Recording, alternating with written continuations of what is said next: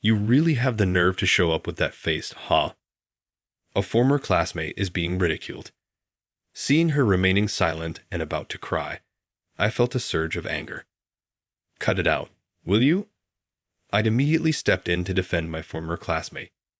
When she looked up to face me, my heart skipped a beat. What's the matter? A farmer from the countryside trying to act cool or something. Now it was my turn to be mocked for being a farmer. She hasn't grown up a bit since high school. Thinking that, I smiled and patted my former classmate on the shoulder. Do you know who she really is? Right after, the tables turned dramatically due to the actions of my former classmate. I am Matthew Smith, a single man running a farm in a regional city. Our family has a long history of farming dating back to my great-grandfather's generation. Thus, we're quite large-scale and have a fair number of employees. Matthew, it's time to go harvest. Got it. Having helped with the family farming business since I was young, I've always taken pride in being a farmer. After graduating high school, I chose not to go to college and instead helped with the family business. Farming is complex. Listen, Matthew, farming is a battle against many elements. If you let your guard down even a little, you won't get good vegetables. The more effort we put in, the more the vegetables will respond. I was repeatedly taught the essence of farming by my grandparents and parents. Subject to the whims of weather and climate, any negligence would prevent the crops from growing well. It's a tough job, but it's genuinely rewarding to produce delicious vegetables. I want to incorporate various technologies for my generation. Our field is yours to do as you please now. That's right. Do it your way. I've put effort into modern agriculture, venturing into rare and challenging to grow vegetables. Thanks to this, our family is well known in the area. Matthew, someone came looking for that new vegetable you've been growing. Thank you, Michael. The person who called out to me is Michael Jones. He's one of the key supporters of our farm along with his wife. His wife is currently pregnant and on maternity leave. However, she sometimes shows up to help out without overexerting herself, for which I'm truly grateful. Well, I'm going to check on the veggies. Yes, please do. He's knowledgeable about rare vegetables and supports my ideas, helping to grow them together. That's why I can trust him with the work confidently. Matthew, I'll head to the field with the interns first. Thanks, I appreciate it. The next person to speak to me was Jacob Miller. He just graduated from college and started working in our fields. He is multilingual and has been leading the foreign agricultural training program we recently introduced. His kind nature has made him popular among the interns. All right, time for me to get to work too. With the help of many, I've been making delicious vegetables. I've been spending each day taking care of my vegetables when... Matthew, you've got a letter. Thanks. The letter was to inform me about a high school reunion. It seems that they are organizing a reunion for my grade from our high school. The venue this time is in New York. Usually, it would be held in our hometown, but many classmates had moved to New York for college and ended up working there. So it looks like it's going to be held in New York this time. I wonder if I'll see her in New York. The person that comes to mind is someone special to me, a classmate named Emily Williams. Maybe I'll get to see her since she had gone to New York. With that thought, I decided to make arrangements to attend. Emily, I need your help again today. Emily was known to be beautiful back in high school. However, she always looked down because of a large scar on her face. Yeah, that's fine. Thank you. You're always such a big help, Matthew. You're always busy helping out at home, aren't you? I was interested in her. Emily was smart, so I made up the excuse of wanting her to check my homework to talk to her, and eventually, we became friends. You really have a way of teaching, Emily. Thank you. You're kind, Matthew. You think so? I think you're the kind one. The reason I started to take an interest in Emily was because of the presence of other classmates like Sarah Brown and her group. Matthew's family is a bunch of farmers. That's probably why he smells like soil. He's probably covered in mud every day. Because of my family farm, I was always ridiculed by Sarah and her flashy, popular group. To them, I would retort, "So what if we're farmers? It's because of farmers that you get to eat vegetables. Have you done anything significant enough to mock others?" I took pride in our farm, so I always fought back. Sarah and her group would laugh it off, saying, "It's just the truth." I suppose they found my constant comebacks somewhat annoying. Eventually, we became like cats and dogs. Interestingly, it was only them who ridiculed me. Other classmates didn't mock me. "Sarah is annoying you again, huh?" They're annoying, always bragging or putting others down. In fact, they distanced themselves from Sarah's group. "Emily, you know, with that scar on your face, I'm surprised you can come to school." If it were me, I'd be too embarrassed to show my face. They also ridiculed Emily for her appearance. Emily responded differently from me towards them. She just silently endured it. Being a woman and having such a scar. "Emily, there's something I don't understand of the homework. Could you help me?" I just couldn't leave her alone, so I started talking to Emily and made sure I was there for her. In doing so, I was able to protect her from Sarah and her group, albeit slightly. "What are you going to do after high school, Matthew?" "I'm not going to college. I plan to focus on farming. I have various things I want to do, and while my grandparents are still healthy, I want to get their opinions. What about you, Emily?" "I'm planning to go to a university in New York." Since then, I haven't seen Emily, who went off to university in New York. However, I occasionally heard rumors about her. Emily is working hard, so I should too. Every time I hear about her, it inspires me to do my best. Emily's existence supports me even to this day. I would really like to see her. She must have become more mature and even more beautiful than before. Maybe she doesn't remember much about me. Still, I wanted to see Emily as she is now. Deciding to attend the reunion, I told my parents I'd be away from home for a while. "Is that so? We'll be looking forward to the souvenir. And maybe you'll find a potential wife while you're at it." "What are you talking about, Dad?" As I retorted to my dad's words, Emily was still crossing my mind. I never really had a girlfriend through high school, and I hadn't met anyone special since graduating. To me, Emily was still a significant figure, perhaps even idealized in my memory. That's why I wanted to see her again. Typical New York with so many tall buildings. Arriving in New York, I was immediately overwhelmed by the sheer number and height of the buildings, but that feeling was short-lived. It feels so fresh here. I'm glad I came. My excitement rose quickly in the city, which I hadn't visited for a long time. I spent the day dropping off my luggage at the hotel I had booked in advance and wandering around, buying unique city-only souvenirs. After thoroughly enjoying myself, I decided to rest early to prepare for the reunion the next day. So, this is the venue for the reunion. New York hotels are indeed stylish. The reunion was held in a hotel banquet hall. Stepping in with a bit of nervous excitement, I started to see familiar faces. "Hey, it's Matthew. Wow, it's really you. It's been so long. Long time no see, you guys." My friends quickly recognized me and greeted me warmly. In response, I smiled back at them. We slapped each other's shoulders as we used to. "Well, it's been such a long time, and still that awful scar." Then, from the back, we heard an unnecessarily loud voice. Turning our gaze, we saw a group dressed in flashy attire.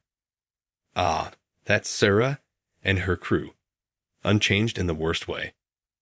They've been bringing up something, but now it seems they'd found someone to bother. It appears Sarah was among them. Our friends looked on with annoyance. Feeling uneasy, I approached the group, and it seemed they were causing a commotion. Really, how persistent can you be? That was Sarah, laughing and pressing against someone. It was Emily. "Are you even listening? I'm talking to you. You hadn't changed at all. And to think you'd show up looking like that. Emily, just like in high school, was looking down, alone, holding back tears. Even at this age, they're still bullying like high schoolers. Feeling that surge of anger, I raced over to them. Cut it out, would you? As I did, I shielded Emily behind me. Wait, is that you, Matthew? Emily said, surprised, looking up at me. Seeing her like that, I couldn't help but feel a jolt of emotion. It's been a while, I managed to say, finding myself at a loss for words in front of her, who had become even more beautiful than she was back in high school. The scar was still there, yes, but it was hardly noticeable, maybe because of her makeup. Even though I had stepped in to protect her, I found myself frozen, overcome by nervousness. What's this? The country farmer thinks he's some kind of hero. That mocking tone from Sarah was what finally got me going. Looking at her, I retorted, I've always said, what's wrong with farming? You all eat vegetables, don't you? I shifted my focus from Emily and coldly retorted, I objected coldly. These people really haven't changed. Looking at Sarah with a mix of astonishment and disdain, I thought about how childish it was of her to still engage in such petty harassment. At that moment, something occurred to me. Does Sarah even know about Emily's current situation? Is she aware and still choosing to harass her this way? No, that can't be. If she knew, she wouldn't be acting like this. Thinking this, I couldn't help but smile at the thought of what's about to unfold because of Sarah's actions. What are you smiling about? Do you know who she really is? I said this while putting my arm around Emily's shoulder, facing Sarah. Sarah looked puzzled at first, but her expression quickly shifted back to one of disdain.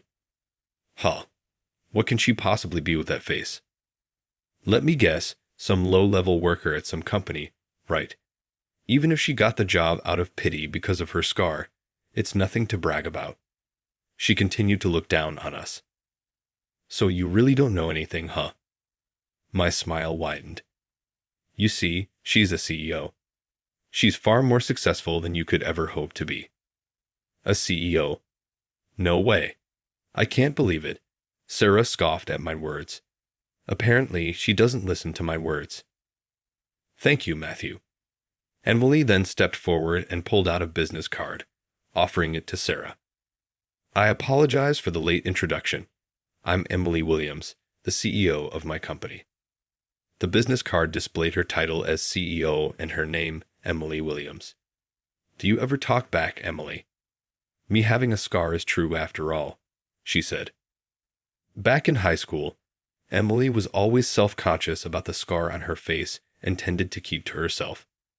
Sarah and her group often mocked her for that scar, and I was always concerned about it. I don't think it's something you should care so much about. I tried to reassure her, making an effort to engage her in conversation. That's how we started talking more, just the two of us. I can feel confident about myself because of this scar, Emily told me one day.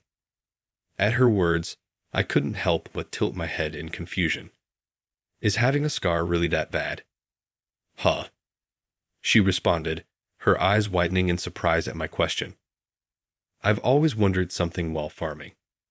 Hey, why can't this be shipped? It's because it has a scar, was the answer. Scarred vegetables can't be shipped out. If they aren't perfect and unblemished, the agricultural cooperative won't accept them. Similarly, vegetables that don't meet the standard criteria are also rejected. But these taste just as good. In reality, the flavor of pretty vegetables, scarred vegetables, and non-standard vegetables is equally delicious. In fact, some scarred vegetables taste even better. I understand what you're saying, Matthew. My grandmother used to say vegetables with scars often become tastier, as if making up for their flaws, she would explain, always cooking the unsellable vegetables for us at home. I shared this with Emily. Whether you have a scar or not doesn't change who you are. It's all about what's inside that counts. Having scars means you've experienced pain, and that can make you grow into a better person. I encouraged Emily. Hearing my words seemed to lift the weight off her shoulders, and from that day on, she no longer hung her head. Sometime later, I heard the story behind this scar from my mom. Emily shared with me quietly. It turned out she was attacked by a neighbor's dog when she was just a child. A large dog had escaped and went after Emily while she was out with her family. Her pregnant mother was there, and Emily, even as a child, had tried to protect her mother and the unborn sibling. My dad was a bit further away, but managed to chase the dog off quickly, so fortunately, it didn't get worse, she explained. So it's like a medal of honor then, I responded. Yes, it's my medal for protecting my mom and sibling. I'm not ashamed of it anymore, she said with the most beautiful smile I had ever seen. After that, Emily became even more dedicated to her studies. Matthew, I got accepted into a university in New York, Emily shared with me one day. That's amazing. I knew you could do it, Emily. She continued to maintain top grades in her class and entered the famous university. In college, she studied business administration and, after graduating, started her own company. Her business model involved buying unsellable fruits and vegetables directly from farmers and selling them directly to customers. Currently, she sells primarily in the metropolitan area, sourcing from nearby regions. Most of her customers are from the city, but the freshness, taste, and the lower prices due to the products being damaged or non-standard have also made her online sales popular. Thanks to that, I'm gradually gaining fans nationwide, Emily said, her demeanor much more confident than before. Seeing her like this made me feel a bit proud. I had known about Emily's company through our connection in agriculture and had been cheering for her from afar. I had been looking forward to seeing her after so long, but I couldn't stand by and watch Sarah mock her like in the old days. I'm sorry, Emily, for spilling the beans about your work. I just couldn't keep quiet, I apologized. It's okay. Thank you. Actually, your defense helped me find the courage to stand up for myself. After impulsively revealing Emily's profession, I felt a bit of regret. However, she no longer had the tearful look from before. She was looking forward, her eyes full of determination. Actually, I buy vegetables from here too, Sarah murmured in shock after looking at the business card Emily had given her. Her entourage leaned in to take a peek at the card and then exclaimed in surprise, recognizing the company name. Oh, that company. Well, it's well known, isn't it? It seemed her classmates were familiar with the company too, and they began to make a fuss over Emily. She smiled back at them, standing firm and looking straight ahead. Thank you for your patronage, she said. At those words, Sarah turned pale and was at a loss for words. Her followers, feeling awkward, started to drift away from her. I'll be taking my leave now. Unable to bear the stares from those around her, Sarah eventually left the venue. As Sarah left, our classmates started to applaud Emily, who gave a slightly embarrassed but lovely smile. You've become quite the celebrity, I noted as a crowd gathered around Emily, making it impossible for me to get close. I smiled bitterly and watched the scene from a distance.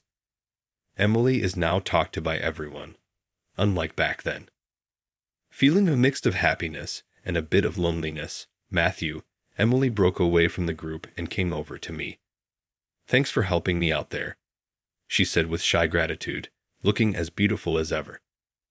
Don't mention it. But should you be talking to me? Everyone seems to want to talk to you. It's fine. I want to talk to you, she insisted, making me fight back a grin of happiness. Because of you, I don't worry about my scar anymore, Emily said, gently touching her scar. But when Sarah started mocking me, I couldn't help but freeze up, remembering the past. Because you helped me, just like in high school, I was able to stand up to her. I was really happy. My help? I asked, surprised by her words. Emily smiled. Vegetables with scars taste better, right? I decided to compete based on what's inside, which motivated me to study hard, and thanks to that, I became a CEO. I was captivated by her smiling face. I never imagined my words would change Emily's mindset. "Thank you, Matthew," she said, making me feel unexpectedly pleased. "Oh, Matthew, actually, I have something work-related to discuss. Could we meet later?" So we agreed to meet after the reunion. I was planning to return to my hometown the next afternoon, so we met in the morning at a cafe she had chosen. "I want to make a contract with your farm," she revealed. She offered me a deal. "We've only been dealing with farms in the capital area so far, but we're planning to expand nationwide. So please let us handle your vegetables too." Emily bowed her head to me, expressing her gratitude. Well, I thought it wasn't necessary to go that far. I nodded with a smile. "I'm looking forward to working together." "Me too." "I'm looking forward to our partnership." I gladly accepted her request, and Emily and I became business partners. "I fulfilled a dream," she chuckled. "Huh." "I've always dreamed of handling your farm's vegetables," she mentioned. The idea to start her business was inspired by me. After tasting our vegetables, she was determined to include them in her business. "But your vegetables are so well known, Al. I thought it would be disrespectful to approach you with my small startup. That's why I worked hard to grow my company to a level you'd hear about." Her dedication impressed me, and to think she valued our vegetables that much. "I'm glad to hear you say that. It's beneficial for us too, not having to discard good vegetables, and it's great that more people get to enjoy them. Yes, I'd want everyone to taste the vegetables from your farm." After returning home, I quickly told Michael about signing a contract with Emily's company. "That's amazing. Her company was even featured on TV the other day," he responded, clearly pleased.